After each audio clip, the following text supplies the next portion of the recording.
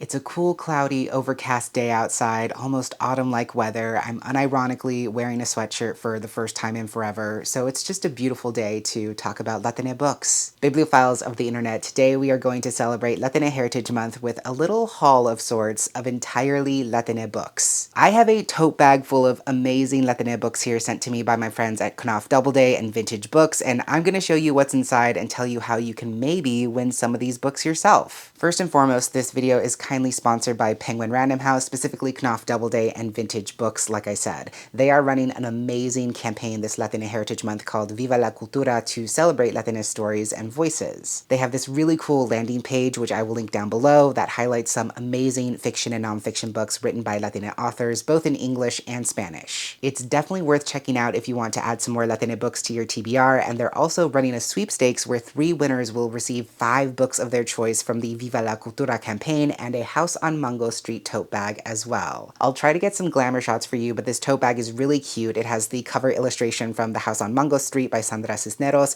and on the back is a quote from the book, which is really, really cute. That link to enter the sweepstakes will be on screen and also linked down below, and now I'm going to show you some of the incredible Latine books that you could win for yourself. As you can see, they sent me my very own tote bag, which was very kind of them, and this thing is jam-packed with Latine books, so let's see what's in my bag and get into it.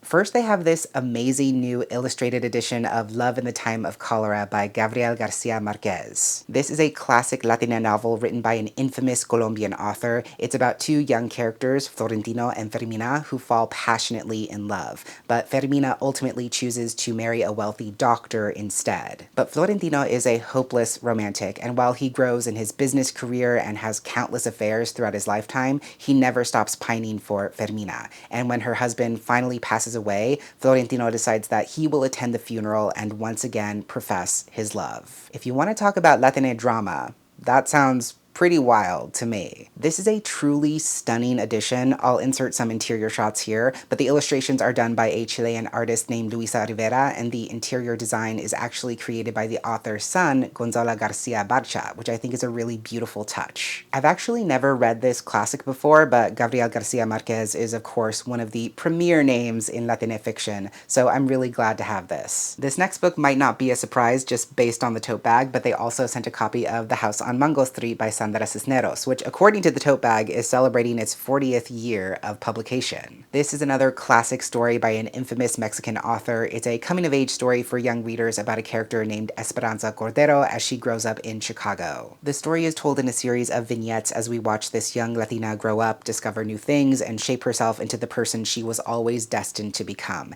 and it's a timeless classic. As a Mexican-American reader myself, I'm very familiar with this title and have read and enjoyed it multiple times, especially growing up, and it's just amazing to think about how much it's endured in the past 40 years. And the last of our Latine classics in this tote is Like Water for Chocolate by Laura Esquivel. This is a blend of magical realism and romance. It's set in Mexico at the turn of the century and follows the uncanny history of the De la Garza family, which is somehow entirely made up of women. Tita, the youngest daughter, is expressly forbidden from marriage, condemned by Mexican tradition to care for her mother until she dies. But she ends up falling in love with Pedro, who is seduced and enticed by the magical food she cooks. In an act of complete desperation, Pedro ends up marrying her sister Rosaura just to stay close to Tita, which is obviously torturous. And it isn't until the family faces a bizarre chain of tragedies, bad luck, and fate that they might just be reunited at last. This one has been on my TBR for quite some time at this point. When we think about Latine fiction and the tradition of magical realism, this is always the book that comes to mind. It is one of the blueprints. The story sounds like it's tackling some extremely complex family dynamics and the issue of social expectations and tradition, so I really hope I get a chance to read this soon because it sounds great. Okay, but this tote does not just contain classics. I also requested some more contemporary titles I had not read before and that I think sound really interesting, so let's dive into those. First up is Bodega Dreams by Ernesto Quiñones. This was first published in 2000 but just got a beautiful new edition from Vintage Books in 2018. It's set in Spanish Harlem where Willy Bodega is king and and absolutely everyone knows it. If you need some monetary assistance to pay off a debt, to fund a startup, to get back on your feet,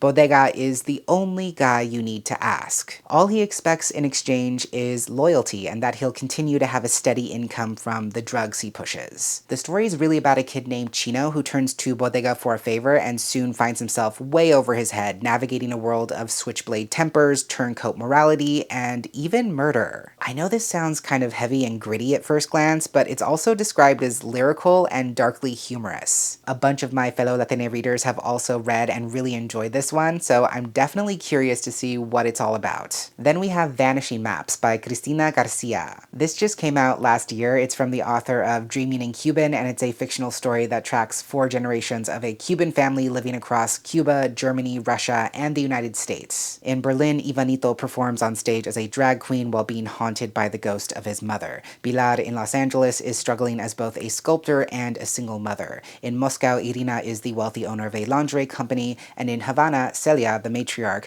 prepares to reunite with her long-lost lover, Gustavo. The story follows them all over the course of one momentous year, where they'll each grapple with their histories and their claim to their Cuban roots before being pulled to Berlin for a final explosive reunion. If you know anything about me, it's that I love multi-generational stories and epic family sagas. I actually hadn't heard much about this one before browsing the Viva la Cultura landing page, but it ultimately caught my attention because it seems to be exploring what it means to claim your heritage when existing outside of your homeland, and also the inexplicable draw of family across time and distance. I have absolutely no guess as to how these storylines are going to collide, but I can't wait to find out. And the last book I requested was Lost Children Archive by Valeria Luiselli. This is another family-centric narrative about a mother and father who set out with their 2 children to travel from New York to Arizona to visit Apacheria, the place where the Apaches once called home. As they're traveling and trying to have quality family time, they're also hearing news on the radio about an immigration crisis at the border where kids are being detained or lost in the desert as they attempt to cross into the States. And the further this family travels, the more it becomes clear that they're on the brink of a crisis of their own,